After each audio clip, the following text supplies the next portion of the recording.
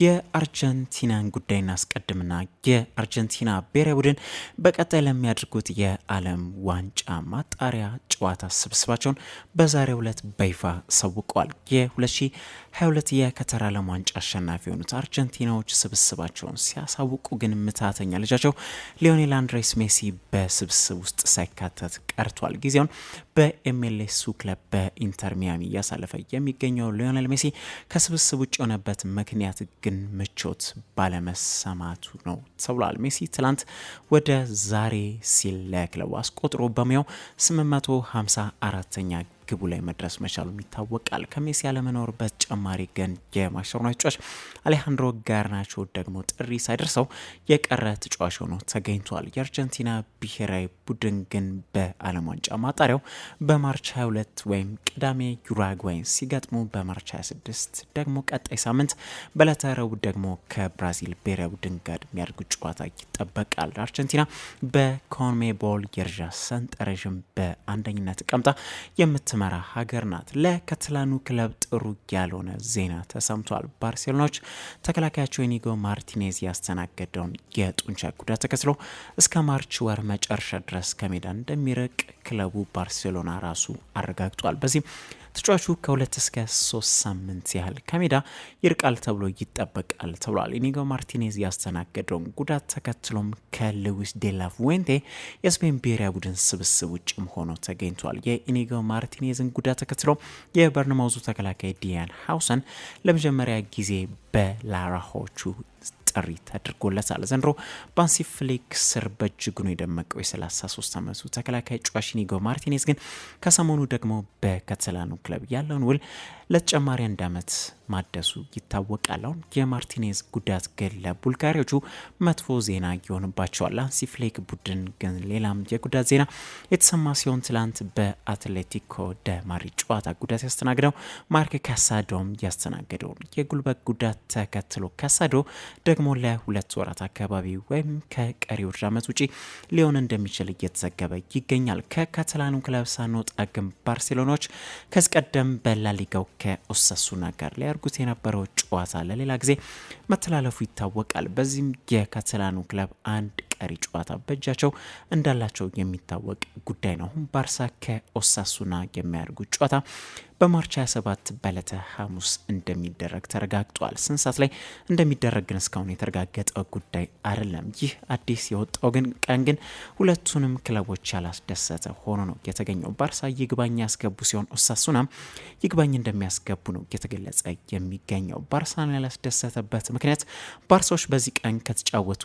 ደቡብ አሜሪካዊ ተጫዋቾቻቸውን ስለሚያጡ ነው። ማለትም ወሳኝ ተጫዋቻቸው የሆነው ብራዚላዊ ራፊኒያ ለምሳሌ በማርች 25 እና 26 መካከል ባለው ሌሊት ሀገሩ ብራዚል ከአርጀንቲና ጋር ጨዋታ ይኖርባታል። እንዲሁም በማርች 25 ሮናልድ አራሆ ደግሞ ለሀገሩ ዩራጓይ ጨዋታ የሚኖርበት ተጫዋች ነው። ስለዚህ ሁለት ተጫዋቾች ለኦሳሱና ጨዋታ ይደርሳሉ የሚለው አጠራጣሪ ሆኗል። ኦሳሱና ደግሞ ያላስደሰተው ምክንያት በማርች 27 ከተጫወቱ ለማሰብ በሚከብድ ሁኔታ በ24 ሰዓታት ውስጥ ብቻ ደግሞ በማርች 28 ማለትም በንጋታው በዕለተ አርብ ደግሞ አትሌቲክ ቢልባኦን የሚገጥሙበት መርሃ ግብር አላቸው። ስለዚህ የሁለቱም ቡድን ቅሬታ በጣም ምክንያታዊ ነው የሚለው ባርሴሎናዎች ቀሪ አንድ ጨዋታ እያላቸው ላሊጋውን ከሪያል ማድሪድ በግብ ክፍያ በልጠው እየመሩት እንደሚገኙ ይታወቃል። የሊቨርፑል ያለ መስመር ደጀን ቨርጂል ቫንዳይክ በመርሲሳይዱ ክለብ ስላለው የወደፊት እጣ ፋንታ አስመልክቶ አስቴቱን አጋርተዋል። የቀያዮቹ አምበል በሰጡ አስቴትም የውድድር ዓመቱ ከመጠናቀቁ በፊት ዜና ይኖራል ያለ ሲሆን ሆላንዳዊ ተከላካይ አክሎ በሰነዘረው አስቴትም እስካሁን ድረስ እኔ ቁርጠኛ ነኝ እና ሙሉ ትኩረቴ ከፊት ለፊቴ በሚጠብቀኝ ስራ ላይ ነው። እናም ይህንን ክለብ ወዷለው። ዋናው ነገር ያ ነው እኔ ያኔ ሲል እንግዲህ ቨርጂል ቫንዳይክ አስቴቱን አጋርቷል። ቪቪዲ በመርሲሳይዱ ክለብ ያለው ውል እንደሚታወቀው በዚህ ውድድር ዓመት መጨረሻ ላይ የሚያበቃ ይሆናል። የእንግሊዝ ፕሪሚየር ሊግ በቀጣይ የውድድር ዓመት አዲስ ኳስ አቅራቢ አግኝቷል። ታዋቂው ብራንድ ፑማ ከቀጣይ የውድድር ዓመት ጀምሮ ለፕሪሚየር ሊጉ አዲሱ ኳስ አቅራቢ እንደሚሆን ይፋ ሆኗል። አሁን ላይ የፕሪሚየር ሊጉ ኳስ አቅራቢ የሆነው ታዋቂው ብራንድ ናይክ መሆኑ ይታወቃል። ናይክ በቀጣይ ዓመት ግን ከፕሪሚየር ሊጉ ጋር ይለያያል ማለት ነው። ናይክና የእንግሊዝ ፕሪሚየር ሊግ በዚህ ኳስ አቅራቢነት ስምምነት አጋር ሆነው ሲሰሩም በጣም ለረጅም ጊዜያት ነው። ከሁለት አስርት ዓመታት በላይ የሆናቸው ሲሆን አሁን ከ25 ዓመታት በኋላ ግን እንደሚለያዩ ተረጋግጧል። የማንቸስተር ዩናይትድ አጥቂ ራስመስ ሆይሉንድ ትላንት ከረጅም ጊዜ በኋላ ወደ ግባግቢነት መመለሱ ይታወቃል። 2025 ከገባ በኋላም ለመጀመሪያ ጊዜ ያስቆጠረው ትላንት ነው የነበረው። ዴኒሻው አጥቂ አሁን ላይ በሰጠው አስተያየትም ማሻሻሌን መቀጠል እፈልጋለሁ፣ አውቃለሁ ስሬን አልጨረስኩም፣ ነገር ግን በዚሁ መቀጠል ብቻ ነው የምፈልገው፣ ትኩረቴም በዛ ላይ ካድረግኩኝ ከዚህም የተሻለ እንደመሆንና ተጨማሪ ግቦችን እንደማስቆጥር እርግጠኛ ነኝ ሲል ራስመስ ሆይሉንድ አስተያየቱን አጋርቷል። አርሰናሎች በክረምቱ ቡድናቸውን ለማጠናከርና ተጫዋቾቻቸው ለመግዛት ገንዘብ ለመሰብሰብ ሲሉ አንዳንድ ተጫዋቾቻቸውን ለመሸጥ መዘጋጀታቸውን ታማኙ ዘ አትሌቲክ አስነብቧል። ይለቃሉ ተብሎ ከሚታሰቡ ተጫዋቾች ደግሞ ኦሌክሳንደር ዚንቼንኮ፣ ጆርጂኒዮ፣ ቶማስ ፓርቴና ኬሪያን ትሪኒ ይለቃሉ ተብሎ ከሚጠበቁ ተጫዋቾች መካከል ይገኙበታል። መድፈኞቹ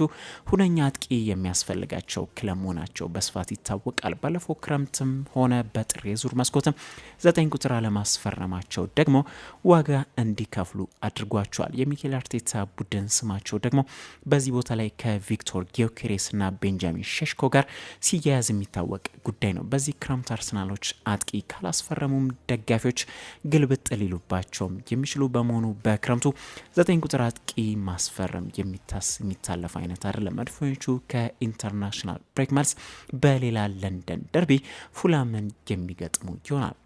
የመጨረሻ ላድርግና በቅርጫት ኳስ ወይም በባስኬትቦል ዜና የኤንቢኤ ውድድሮች መድረጋቸውን ሲቀጥሉ ዛሬ በተደረጉ የተመረጡ ጨዋታዎችም የዌስተርን ኮንፈረንስ መሪዎቹ ኦክላሆማ ሲቲ ታንደሮች ከኮርታቸው ውጪ አቅንተው ሚልዋኪ ባክስን 121 ለ105 በሆነ ውጤት ማሸነፍ ችሏል። በጨዋታው የታንደሩ ተጫዋች ኢሲያ ሃርተንስቴን 20 ነጥቦችን በማስቆጠር የማዩን ከፍተኛ ነጥብ ያስቆጠረ ሲሆን እንዲሁም 12 ደግሞ ሪባውንዶችን መዝገብ ችሏል። በጨዋታው ግን የጨዋታውን ከፍተኛ ነጥብ ያስቆጠረው የታንደሩ ኮከብ ተጫዋች ጊልጄስ አሌክሳንደር የነበረ ሲሆን 31 ነጥቦችን አስቆጥሮ 8 ደግሞ አሲስቶችን ማድረግ ችሏል። ታንደሮች ከዛሬ ድላቸው ባላገኝ ካለፉት 11 ጨዋታዎች በ10 ድል ሊቀናቸው የቻሉ ቡድን ናቸው። ሚኒሶታ ቲምበር ወልቭስ ዩታ ጃዝን 128 ለ102 በመርታት ተከታታይ 8ኛ ድላቸውን መጎናጸፍ ችሏል። በጨዋታው የቲምበር ወልቭሱ ኮከብ ተጫዋች አንቶኒ ኤድዋርድስ 41 ነጥቦችን ማስቆጠር በውድድር ዓመቱ ለ7ኛ ጊዜ 40 ነጥቦችን ማስቆጠር ችሏል። ጄምስ ሃርደን 31 ነጥቦችን ባስቆጠረበት ጨዋታ ደግሞ የሃርደን ቡድን የሆኑት ኤሌ ክሊፐርሶች ሻርሎት ሆርኔትስን 123 ለ88 በሆነ ውጤት ማሸነፍ ችሏል። ኤሌ ክሊፐርሶች በዌስተርን ኮንፈረንስ 7 ደረጃ ላይ ተቀምጠው የሚገኙ ቡድን ናቸው።